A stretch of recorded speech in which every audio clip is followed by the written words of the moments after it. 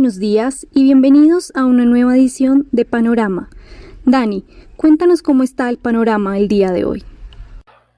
Muy buenos días, Sharon. Panorama algo lluvioso el día de hoy en la jornada.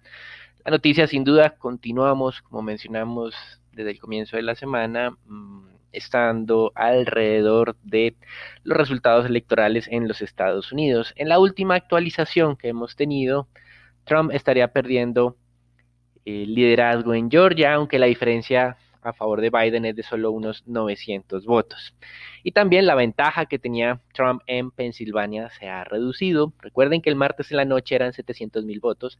Ayer en la mañana hablábamos de 150,000. En este momento son algo así como 18,000 votos y el conteo sigue en Pensilvania.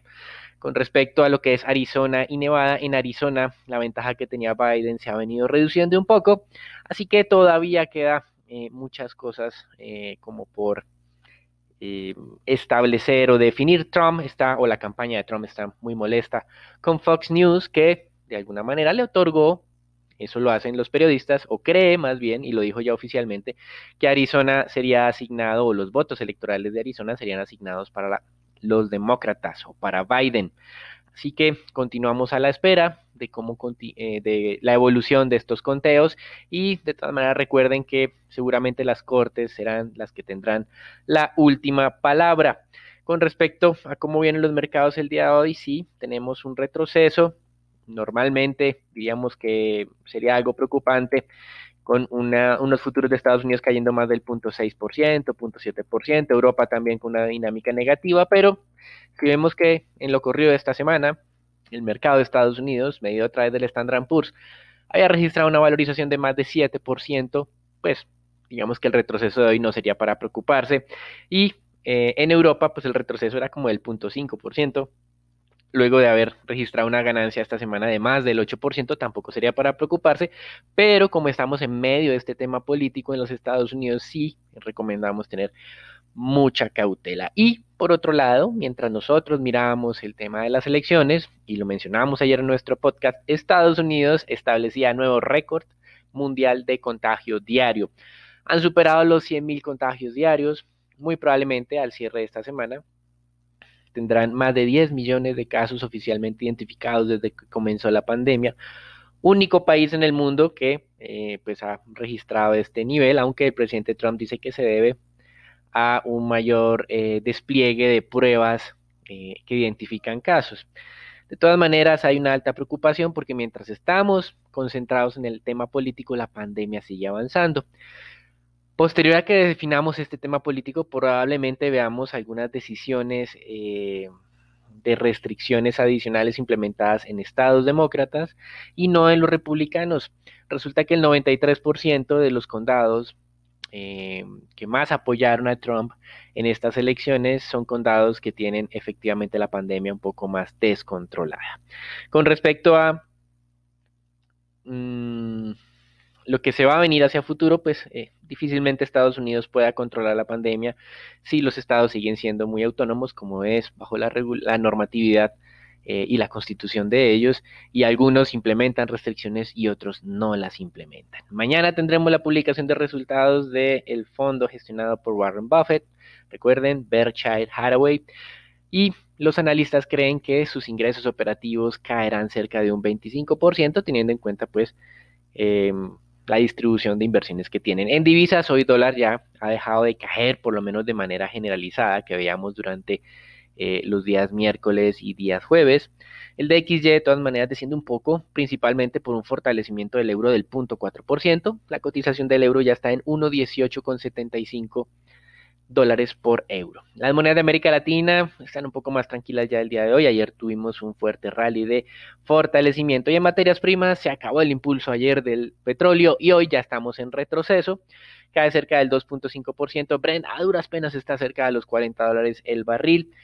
Nuevamente resurgen los temores de la demanda, pues por estos avances de la pandemia, que en Europa ya han implementado restricciones para contenerla, no se sabe cuánto se demorarán, pero en Estados Unidos, como hemos mencionado, estamos concentrados en elecciones y no en el manejo de esta crisis de salud. El dólar pues ha estancado y eso ha permitido que bueno, se ha debilitado en los últimos 2 días y eso ha permitido que el oro se recupere.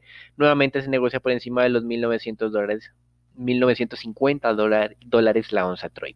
Y en renta fija, ayer la Fed no se generaba ningún interés en su reunión, pues porque estábamos en el tema político, pero precisamente esto es lo que preocupa a la Fed. Hay un congelamiento de las decisiones políticas desde hace mucho tiempo en los Estados Unidos. El presidente de la entidad, Jerome Powell, dice que seguramente Estados Unidos necesitará más impulso monetario y más impulso fiscal y mencionó que ellos están listos para incrementar la irrigación de liquidez. Mientras tanto, las tasas de tesoros han subido cerca de 3 puntos básicos en las últimas 24 horas. Ayer estábamos cerca del punto 75, hoy ya vamos al punto 78. El mercado insiste en que con A o con B habrá un nuevo paquete fiscal, pero pues obviamente mientras se define el tema político se retrasará esas negociaciones. Veamos declaraciones del líder de los republicanos del Senado, que fue reelecto como senador, diciendo que ya es la hora de ponerse a trabajar nuevamente, pero obviamente todos están muy distraídos con estas definiciones políticas y también están distraídos con las definiciones políticas del Congreso. En la Cámara de Representantes ya se confirmó que los demócratas mantienen la mayoría, pero está esa mayoría en mínimos de los últimos 20 años. Hay acusaciones cruzadas entre la parte más progresista del partido, digámoslo así, los más radicales, y los más moderados, diciéndolo a los radicales que han asustado a los electores con sus propuestas, y los pues, radicales o progresistas acusando a los moderados de no ser suficientemente amplios en sus propuestas para generar más tracción en los votantes. Y en el Senado, que hace algunas semanas se daba casi por hecho que los demócratas iban a tener el control, en este momento no es tan claro. Los republicanos han logrado mantener algunos escaños importantes que no se esperaba antes, y en este momento los medios de comunicación, y hacemos énfasis en esto porque nos hemos dado cuenta que hay algunas dificultades en la definición de estas favoritismos, ya lo vimos en el tema presidencial y ahora lo vemos en el tema del Senado. Los medios dicen que en este momento hay confirmados 48 escaños para los republicanos y 48 escaños para los demócratas, que incluyen un par de independientes acá. Así que, pues bueno, este tema político mantiene todo congelado. Lastimosamente, las soluciones para la pandemia pues también se están retrasando. Eso es todo por el día de hoy. Lo dejamos con Sharon, Daniela, Nicolás y Raúl para que nos cuenten qué pasa en Colombia y en el tema de Sharon que nos especifique un poco más esta sorpresa inflacionaria ahora a la baja, nuevamente a la baja que tuvimos en Colombia. Gracias, Dani. El día de ayer conocimos el dato de la inflación en Colombia para el mes de octubre. Esta presentó una sorpresa para los agentes del mercado que esperaban una variación positiva y se volvió a ubicar en terreno negativo en menos 0,06% la mensual. Este dato inferior al 0,16% registrado en octubre del 2019 y al 0,32% en el que se ubicó en el mes de septiembre. La variación analizada así fue de 1,75%, un mínimo histórico. El dato de la inflación fue principalmente impactado por el rubro de la educación nuevamente y particularmente por los elementos de educación superior que estarían afectando el comportamiento de la inflación durante este mes, contribuyendo 11 puntos básicos de la variación. De seguido de esto, la visión de alimentos y bebidas no alcohólicas también registró una variación mensual de menos 0,32%, siendo esta la segunda menor variación mensual. Y en cuanto a las que contribuyeron positivamente, los mayores incrementos se reportan en el rubro de transporte intermunicipal, seguido por la división de restaurantes y hoteles ante esta mayor reactivación de este sector económico. Y más temprano, por parte de Fedesarrollo, conocimos la confianza de los consumidores para el mes de octubre. Esta se ubicó en menos 18,6%, un leve incremento de 3 puntos porcentuales frente al mes anterior. Esta mejora en el índice de confianza se explica por el incremento de 10.3% en el índice de condiciones económicas, que compensó una nueva caída de cerca de un 2% en el índice de expectativas del consumidor. La disposición a comprar vivienda se ubicó en menos 8.2%, también un incremento de 9 puntos porcentuales frente a septiembre, y la disposición a comprar muebles y electrodomésticos fue de menos 53.5%, aumentando tan solo 2 puntos porcentuales frente a septiembre, y la disposición a comprar vehículo representa un alza de 11 puntos porcentuales respecto al mes pasado. En otras noticias, el Ministerio de Salud anunció las nuevas condiciones para ingresar al país por vía aérea y se eliminó el requisito de tener un resultado negativo de prueba PCR con hasta 96 horas de anterioridad al vuelo para aquellos viajeros que lleguen a Colombia. Esto es una decisión que ha causado un poco de controversia, dado que es contraria a la que muchos otros países han decidido tomar en medio de estos rebrotes. Recalcamos que esta prueba lo que se eliminó es el requisito de entrada para viajeros a Colombia, pero para salir de Colombia depende del país destino. Y para finalizar, el presidente Duque continuó haciendo anuncios en pro del impulso a la reactivación económica del país y anunció que el 27 y el 29 de noviembre se realizará en Colombia también una fecha que incita a muchas compras en el país, que es el Black Friday. Esto después del 21 de noviembre, que como ya les mencionaba sería el día sin IVA, esto con el objetivo de anticipar las compras navideñas y no congestionar las compras decembrinas y el mayor número de casos de contagio. Bueno, Raúl, cuéntanos qué pasó ayer en la jornada del mercado accionario local.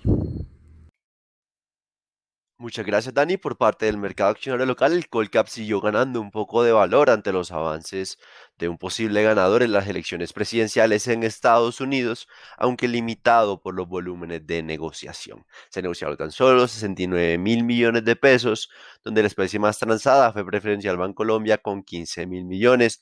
El día de hoy, el índice colombiano podría retroceder levemente. Cabe recordar que hoy se hace efectivo la salida de Cemex Latam Holdings del índice Colcap, donde los flujos no son muy significativos. El mayor flujo es para Bancolombia, de cerca de unos 4.000 millones de pesos. Por el lado de noticias, la Superfinanciera reporta que recibió una solicitud de oferta pública de adquisición sobre las acciones de Enca a un precio de 10,5 pesos por acción, lo que implicaría un 30,5% de valorización contra el cierre de ayer. Por el lado de resultados de ISA, consideramos los resultados como positivos, donde la utilidad neta para el tercer trimestre fue de 484.000 millones de pesos aproximadamente, lo que implica un crecimiento del 19,2% año a año, impulsado principalmente por un incremento en la entrada de operación de nuevos proyectos en Colombia y Perú, así como mayores ingresos, teniendo en cuenta que ANEEL publicó la resolución definitiva de la revisión tarifaria periódica de ISA-CETEPI y las actualizaciones de RBSE, lo cual implica utilidades adicionales para ISA de cerca de unos 18.000 millones de pesos. Teniendo en cuenta que a partir de agosto y cada mes para los próximos 3 años, ISA-CETEPI recibirá 50 millones de reales brasileiros de caja adicional, lo que equivaldría cercano a unas 36.000 millones de pesos aproximadamente. De la misma manera, la estrategia de manejo de coeficientes y gastos administrativos desencadenó un margen neto para el periodo del 20,2%, lo cual consideramos un resultado bastante positivo.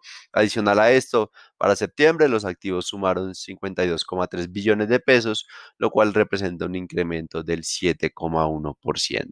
Por otra parte, las nuevas inversiones en proyectos de construcción sumaron 3,5 billones de pesos. Igualmente, destacar principalmente la emisión de bonos verdes por parte del consorcio Transmantaro, con colocaciones exitosas de demandas de 2,5 veces y 5,5 veces respectivamente. El negocio de concesiones viales también muestra una mayor recuperación. Como tal, se puede ver que los resultados de ISA siguen siendo bastante resilientes a pesar de la coyuntura, y este incremento como tal de las tarifas reconocidas en Brasil y la entrada en operación de nuevos proyectos siguió generando mejor dinámica sobre los resultados de la compañía. Por otra parte, la acción de Mineros muestra una mayor recuperación, favorecido principalmente por mayores valorizaciones de los precios internacionales del oro y un incremento del apetito por la especie ante la incertidumbre internacional. Consideramos que siguen siendo niveles atractivos de entrada, donde en la medida que logra adelantar los trámites de listarse en el Toronto Stock Exchange, tendría un mayor detonante para reflejar como tal su valor fundamental.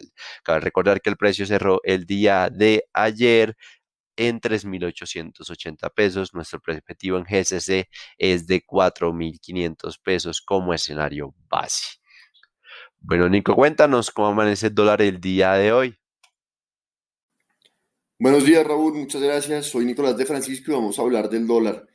Mientras en Estados Unidos seguimos esperando los resultados definitivos de las elecciones, en la jornada de ayer tuvimos un volumen transado de 997 millones de dólares, un incremento superior a 98 puntos básicos con respecto a la jornada inmediatamente anterior. La tasa de cierre fue de 3.754 pesos, donde el peso colombiano se valorizó en 1.62% frente a su par estadounidense.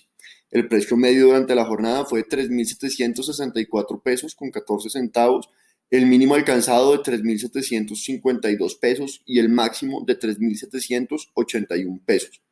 Para el día de hoy esperamos soportes hacia los 3.740 y 3.730 pesos y resistencias hacia los 3.770 pesos y 3.780. Los dejo con Sharon para los temas de renta fija. Buenos días, Nico. La renta fija local se continuó beneficiando de ese entorno positivo internacional y ganó valor por la alta demanda de títulos soberanos por parte de agentes extranjeros y locales. La curva TES tasa fija se valorizó cerca de 10 básicos, con variaciones concentradas en los segmentos medio y largo, y por el lado de la curva TES VR, esta mantuvo un comportamiento lateral a la espera del dato de inflación de octubre y tuvo una leve valorización de 0.71 puntos básicos.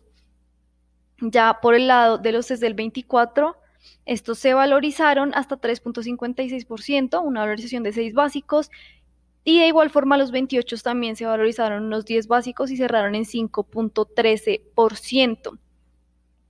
Ya por el lado de inflación, como les contaba Dani, nos sorprendió una vez más a la baja, ubicándose en terreno negativo y reduciendo así las expectativas de inflación que se tienen para fin de año, y que mantendría presionada de igual forma la inflación en una senda decreciente por esta nueva jornada del día sin IVA que se realizará a finales de este mes y que bien se conoce por los días sin IVA pasados, que usualmente se extienden estos descuentos más de lo que es ese día como tal hacia meses siguientes, lo que generaría entonces esa senda creciente en la inflación y que le daría más espacio de acción al Banco de la República. Sin embargo, eso no cambia nuestra postura del fin del ciclo de recortes de tasa de interés de inversión en 1.75, por lo que no vemos como tal recortes adicionales por el lado de este mayor espacio que le da la inflación. Esta menor inflación a la esperada favorecería los títulos indexados al IPC y el segmento corto de la curva TES-VR. Para el día de hoy esperamos que se mantengan esas valorizaciones en ambas curvas por el alto apetito que hay y por la gran liquidez internacional en los mercados, aunque podríamos observar algo de toma de utilidad por parte de algunos agentes en la curva tasa fija tras las valorizaciones del día de ayer. Por el lado de deuda corporativa, no despiertan los volúmenes de negociación y se mantienen muy por debajo del promedio usual de este mercado, que está cerca de al 1 billón de pesos diario. Superaron solo 3.000 millones a través del sistema transaccional y 461.000 millones por registro, lo más transado. fue una vez más tasa fija del 21 y tasa fija del 23. Así cerramos entonces nuestro panorama lluvioso del día de hoy. Gracias por acompañarnos y los esperamos la próxima semana para una nueva edición.